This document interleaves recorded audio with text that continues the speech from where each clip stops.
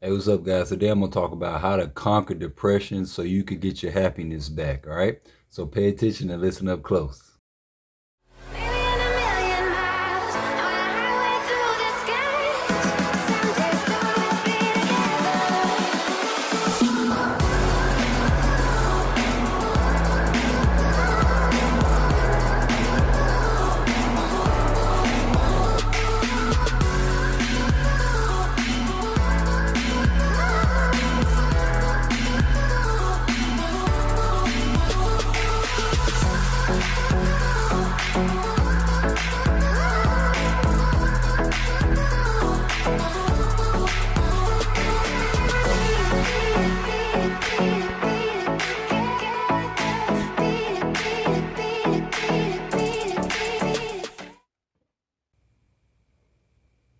Hey, what's up, guys? Hope you guys having a great day today. So today I'm gonna talk about how to fight depression, where it comes from, and give you some solutions on how you could go about overcoming it, beating it, conquering it, and so you can get your joy back and your happiness back in life, right? Because I know it's something common that a lot of you guys are struggling with out there, especially if you have fibromyalgia and arthritis, or anybody else for that matter. Hopefully you can get some, I'm gonna shed some light on it for you today and give you some answers, and help solve that issue for you. Now, before I dive in on this topic, be sure to hit that like, share, and subscribe button so you can get notified when I upload more content to the channel, all right? Now, without further ado, let's go ahead and break down, for one, I don't want you guys to get confused. It can be overwhelming and confusing, when you're researching depression and where it comes from, the causes of it, things like that. So, first and foremost, if you're researching online, I'm sure you'll see where depression can possibly be linked to vitamin D deficiency, thyroid gland issues, secreting of serotonin, dopamine, those hormones getting released in the body. And so, it can kind of be confusing because on the one end, the medical experts and the health experts will say, well, it could be linked to vitamin D deficiency, but we can't say that it's just that. Or on the other hand, it might say, well, it could be linked to thyroid issues, but we can't say that it's just that or that one particular thing. So it can kind of be confusing when you're doing your research. So I'm gonna kind of connect the dots for you where it could all make sense for you. So number one, when you're dealing with the body, you understand everything works together as a system. So whenever there's an issue, it's not always, it's never really, oh, do one thing and that will solve this issue, because your body is like a system, it's a machine. And you just have to understand what systems and what systems do what in your body, like what's responsible for what within the system. And so once you understand the systems in the body and what they and how they operate, then you can kind of get to the root of the problem, right?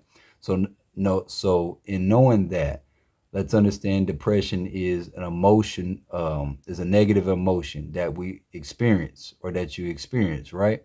Now, the funny part is what controls your emotion in your body. When you do your research, you find out hormone balance control your emotional state in your body, right? Hormone balance and blood flow, essentially control your emotional state. So, in knowing that, then now let's address, the five things that are responsible for hormone balance and blood flow, right? So number one, you got the hippocampus, you got the amygdala, you got the thyroid gland, you got vitamin D, and you got the happy hormones, serotonin, dopamine, and your melatonin, right? No, endorphins. So, and knowing that, sorry, I meant to say endorphins, not melatonin. So, in knowing that, hold on, real quick.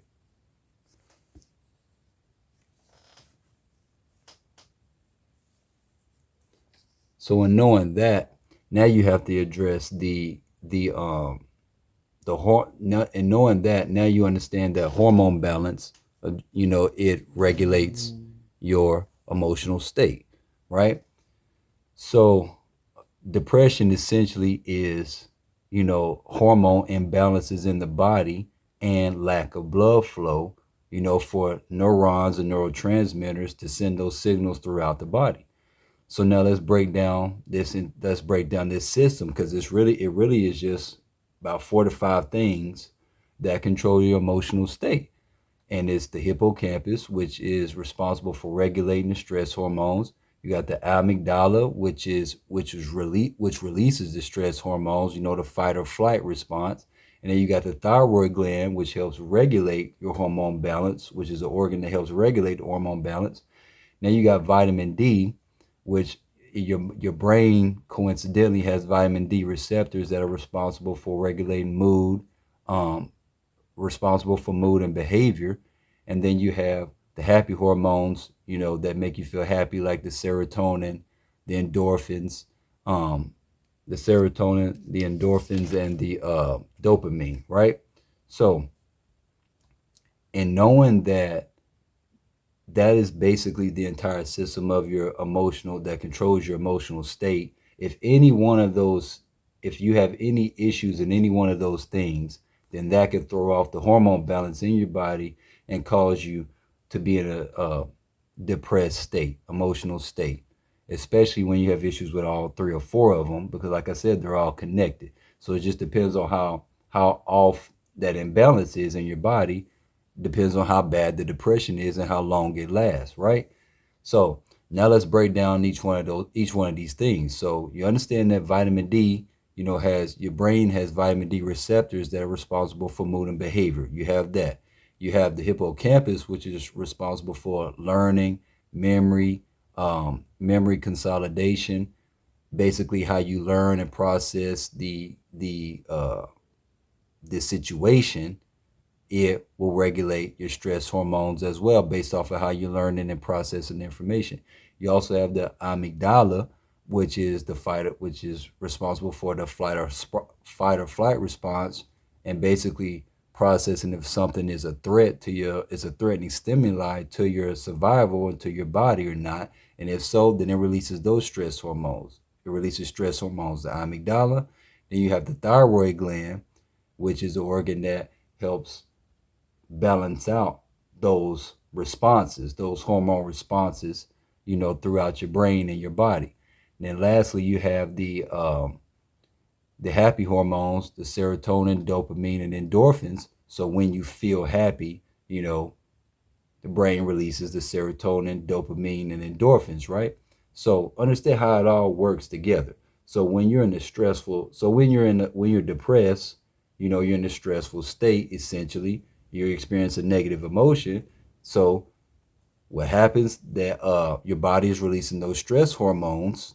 Number one, it could be a lack of vitamin D as well, because vitamin D receptors regulate the mood and behavior. It could also be your thyroid gland is not functioning at optimal capacity, because the thyroid gland is actually responsible for helping the central nervous system function at optimal capacity as well, because the thyroid gland basically is like the glue that makes it all stick together, right?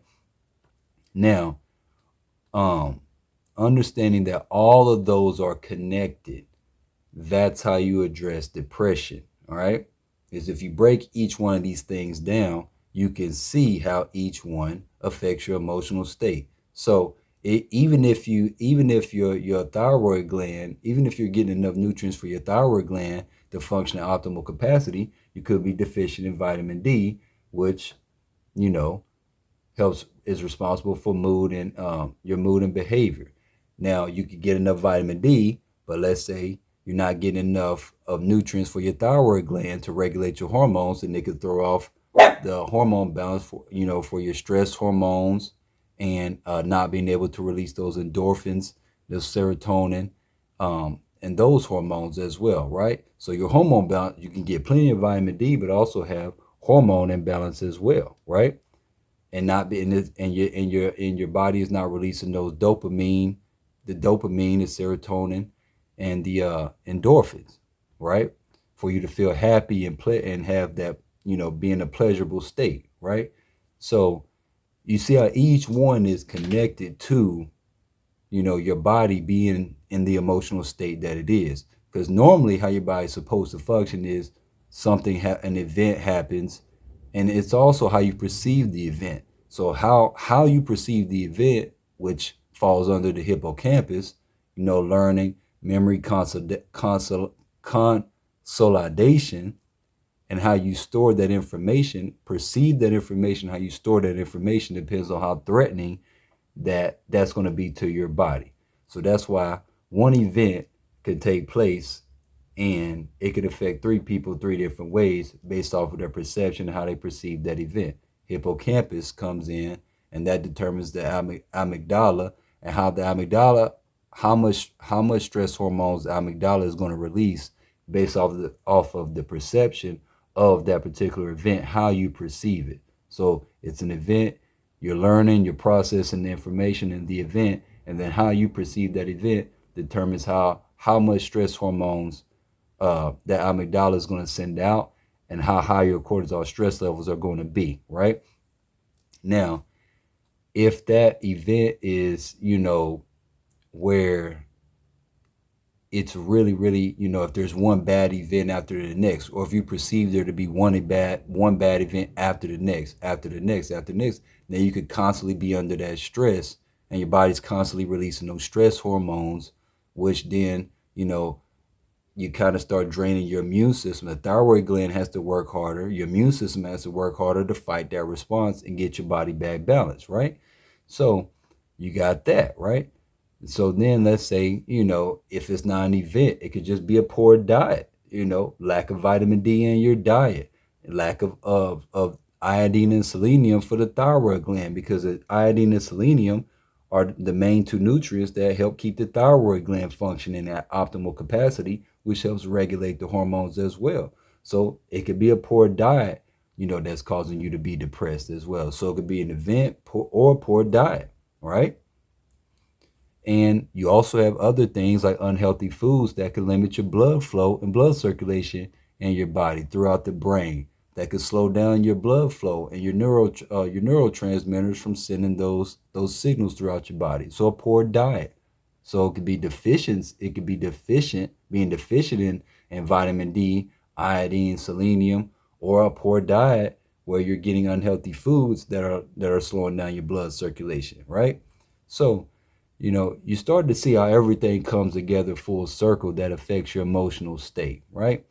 So, the main thing that I would highly recommend in addressing this is, number one, having a healthy diet, because in a healthy diet, when I say that, you have to get plenty of iodine and selenium, in your diet, because they help keep the thyroid gland functioning at optimal capacity to help regulate your hormones, which also helps the hippocampus and the amygdala. When it sending those stress hormones out to the body, the thyroid gland helps regulate that response, right? You also want a diet that's high in vitamin D as well, because like I said, you got your brain has vitamin D receptors that are responsible for mood and behavior. So getting plenty of vitamin D in your diet is also important, right? And lastly, getting a diet that's rich in antioxidants, because antioxidants help the blood flow in your body, help speed up the blood flow so your brain can send out those hormones, and those neurotransmitters can send and receive those signals throughout your body and keep your body balanced, in um, a homeostasis environment, in a homeostasis state, right? Sorry, homeostasis state. So it's all about balancing the hormones and the blood flow in your body, right? And that's how you fight depression, all right? Understanding that depression comes from imbalance in hormonal imbalance and lack of blood flow. And really, the lack of blood flow causes the hormone imbalance. Really, okay? So if you want to simplify it, lack of blood flow, lack of neurons sending signals throughout your body, and because your hormones are imbalanced, right?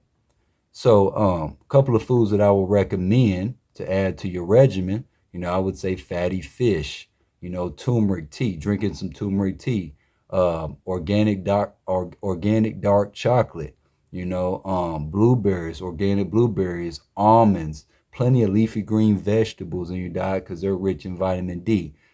Dark chocolate, organic cacao, dark chocolate is also rich in vitamin D. So, your diet, the fatty fish has your iodine and selenium. and certainly green leafy vegetables have your iodine and selenium as well.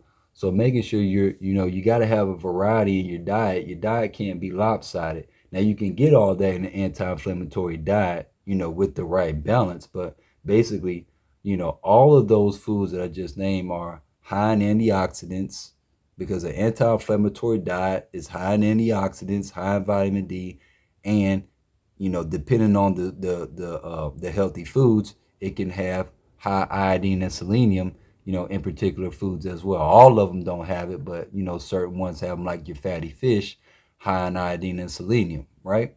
So, um, I can stress, consuming plenty of iodine and selenium, vitamin D, and antioxidants in your eating regimen in order for you to combat that depression, so your body can increase the blood flow and have that hormonal balance, all right, that you need.